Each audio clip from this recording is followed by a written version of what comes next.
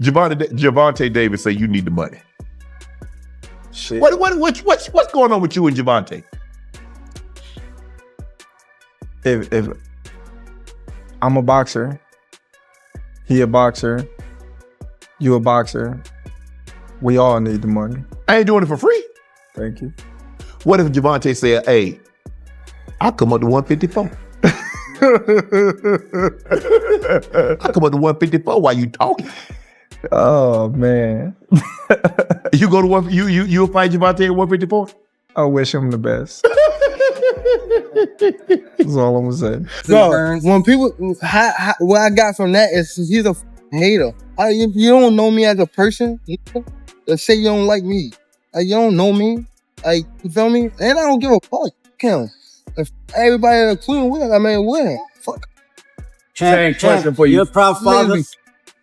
There are levels in boxing, and Terence "Bud" Crawford just showed everyone exactly what level he is on. In a recent live interview, Crawford did not hold back against Gervonta "Tank" Davis. What started as a relaxed conversation quickly turned into a full-on call-out, with Crawford criticizing Tank's recent performances, questioning his reputation, and even challenging the legitimacy of his last victory.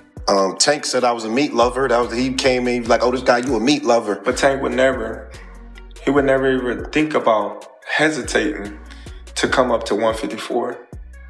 All right, what about 47 though? Yes, if he get to pick his opponent. If Tank get to pick his opponent, he would do it. But Tank would never come from 35 to 54. Y'all got into it on social media around that time. Y'all was doing the back and forth shit. Is that just you being competitive, like when that happens? Or Man, is it I just really don't like that dude. Why though? Cause I just don't like him. Like I really don't like him. I don't like. It's not your cup of tea. That's just not your. I don't like nothing about him. No, I don't like nothing about him. I just feel like he just one of these little arrogant little dudes that's using what he got to shield him. Like he got a lot of security guards around him, and he know, he in the limelight and stuff like that. But in certain situations, he wouldn't be acting like that. Do you like him as a fighter though? Yeah, he's a damn good fighter. Yeah, I respect him as a fighter. Yeah, he definitely got skills. He got power. He got tremendous boxing ability, but like his core personality and his ways, nah. This is more than just talk of a fight. This is a statement. Crawford made it clear. He sees all the hype, he hears all the noise, and he is not impressed. Tank has been avoiding real challenges, and Crawford just shook up the entire lightweight division. If you thought the tension between them was gone, think again. Let us break it down, because what Crawford said, how he said it, and what he hinted at left everyone stunned. You said going out on 3 fights. You know the last 2 fights you want to go out on?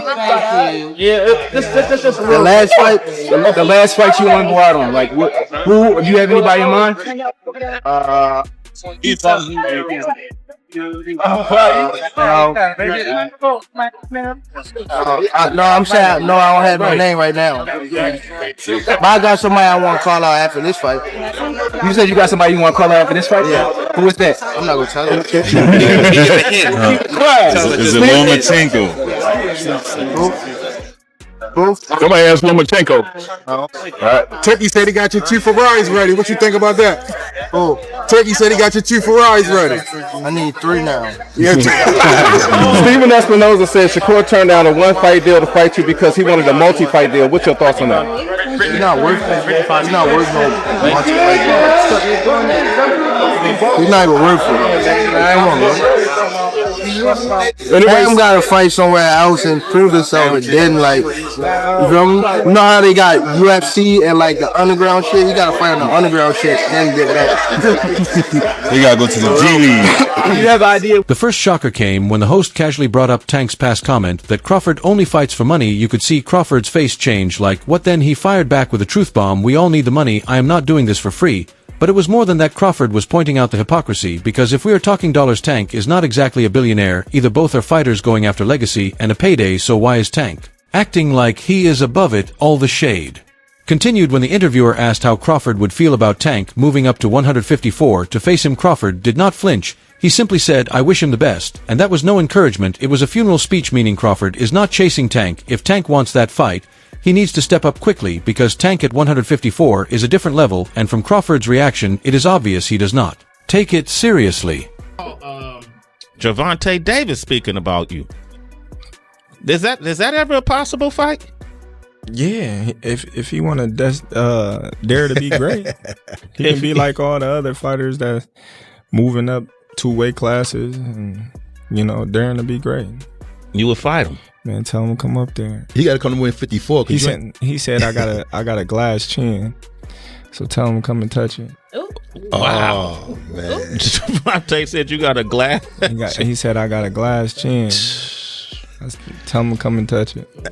At 147? At 147. I'll make 147 for him. Ooh, see, oh, man. You're going to have a pre-camp. Then what the people going to say? Oh, he's beating up on little guys. I don't know. Crawford is undefeated for a reason. He knows his value, and he is not wasting his prime on fantasy fights against opponents who barely got past Lamont Roach.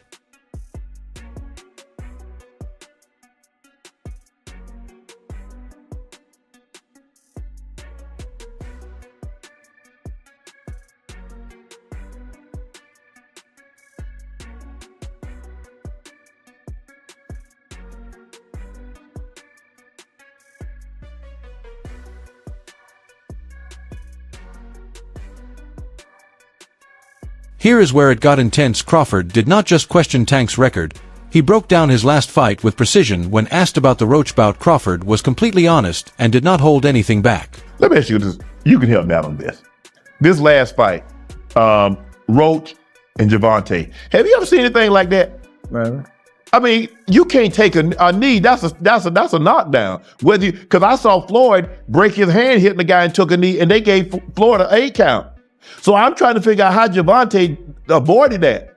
And then I'm trying to figure out how he got his guy come up to the top of the ring and wipe grease out his eyes. They do that now, bud. I guess that's part of the new, boxing era. When you saw that, tell me when you saw this, you saw him take a knee.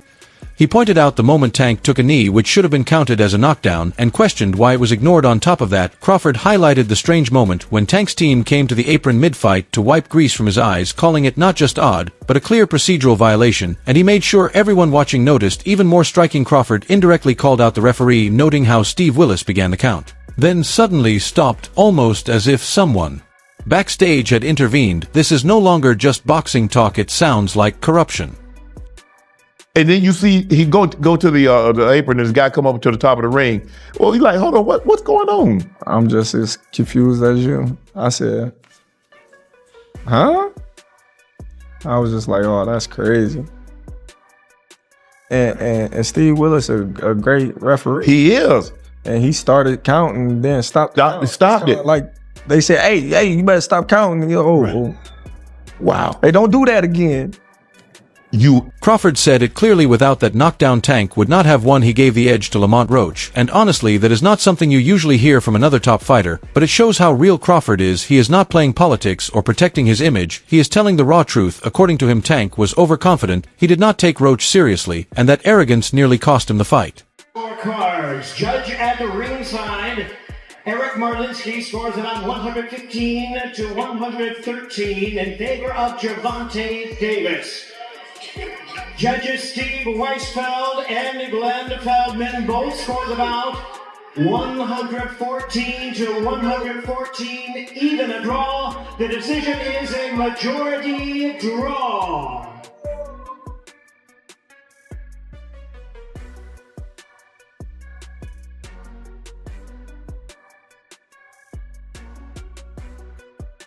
Everyone assumed Gervonta Davis would breeze past Lamont Roach like it was just another payday, a highlight reel knockout, and a flashy post-fight celebration, but Lamont turned the tables.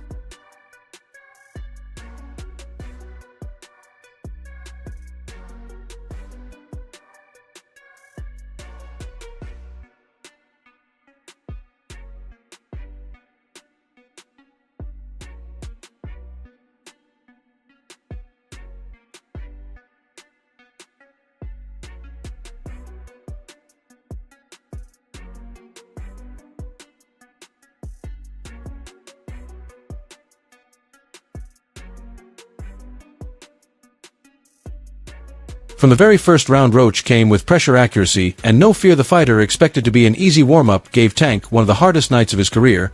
And then there was the 9th round, the moment everyone held their breath when Tank went down after a sharp right hand and body combination. It was not a slip or stumble, it was a tactical collapse, and it looked like a definite knockdown. How is this not a knockdown? Tank Davis was just exposed, man. What is going on in the sport of boxing, man? KDB Sports and Entertainment. I wasn't relying on that. I was relying on what I was doing in there. I think I was taking control. I think I was landing more shots. I think I was landing more power shots. And I thought I was doing my thing. So I'm not really that frustrated about that. And it was not only Terence Crawford pointing it out. Boxing figures like Eddie Hearn and Oscar de la Hoya also took to social media saying the same thing, that was a knockdown, no question about it. This is my opinion. Sure. It was a great fight. It was a close fight. Depending on what they do with that decision of taking the knee, depending if the commission reverses the decision, or I think the draw was meant to be. So I like the draw. No, if you take the knee, man, if you take the knee in the 90s or in 2000, you're taking a point off. That's the bottom line. You're taking a point off.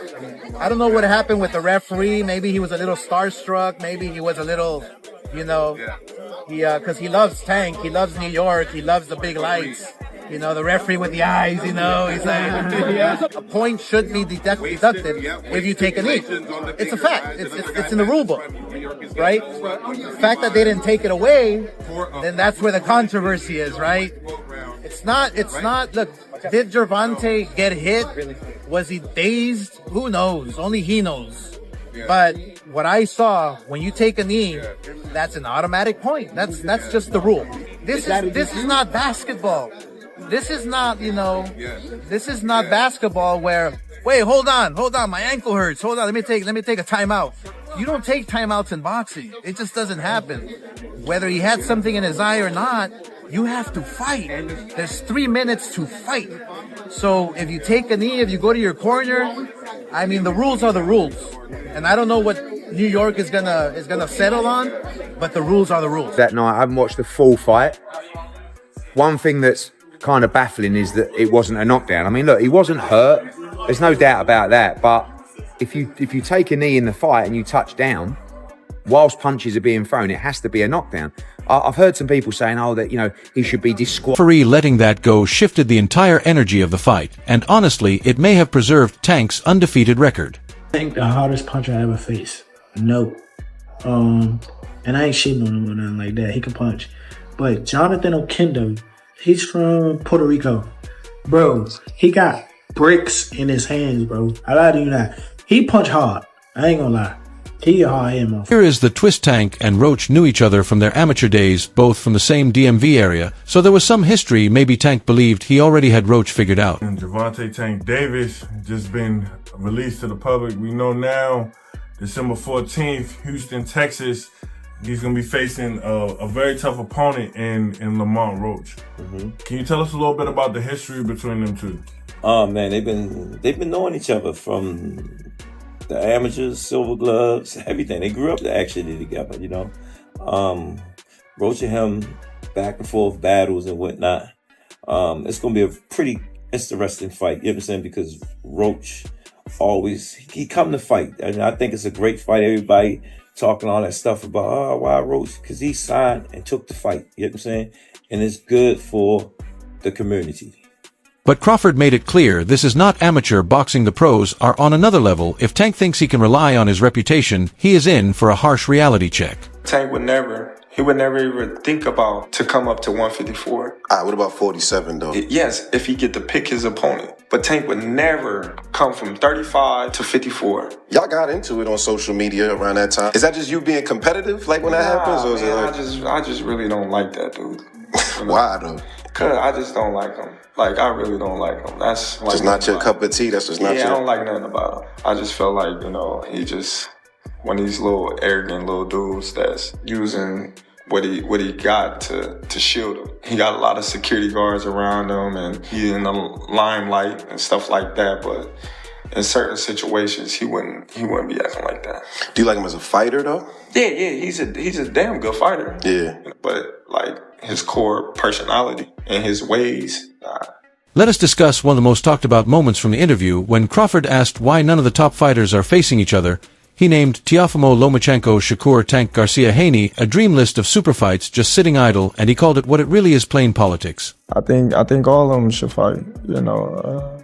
I mean, you got Lopez, Teofimo, you got Lomachenko, you got Shakur, you got Tank, you got Garcia. You got 5 guys. That's a nice little.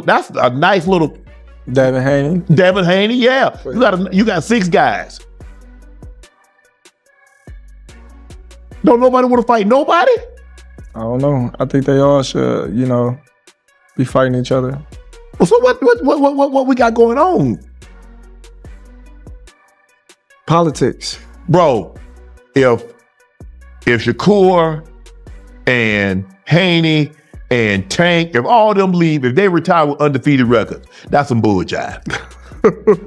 That's some straight up, and you know it too, bud. Ain't no way those guys should have undefeated records. If they're out in their prime and they damn near in the same, no, ain't no way. According to Crawford, if these fighters all retire undefeated without facing each other, it will be the biggest mark against this generation of boxing, because if you are at the top, you should fight the top. He even admitted, I am not going to be the only one walking around with a loss, showing he values competition over image. So if Tank is avoiding fights to protect his record, Crawford is already ahead both in skill and mindset. It was not just about one matchup. Crawford also made subtle comments, showing deeper skepticism when asked about Ryan versus Tank and the rehydration clause. He explained that Tank was likely in the right, but the clause clearly impacted Ryan's performance. Ryan Garcia and Tank, they talk about they might fight again, blah, blah, blah. There was a lot made about this rehydration clause. You don't have that. If I'm not mistaken, I don't think you have this in this one. So theoretically, he's supposed to come in at 168. Not in the fight, he might be 180, 185. You cool with that? I had sat down with Oscar, and Oscar said he think the rehydration clause had a lot to do with why Ryan didn't defeat Gervonta. What do you think? I think 2 things. I'm gonna say 3 things. I think Ryan had an injury already previous in training. Mm-hmm. I think the weight did have an effect on him, because when you see him with Devin, he was totally different. Oh yeah. Fighters. With a sharp observation, Crawford noted that some fighters weigh in at 130 and rehydrate up to 165.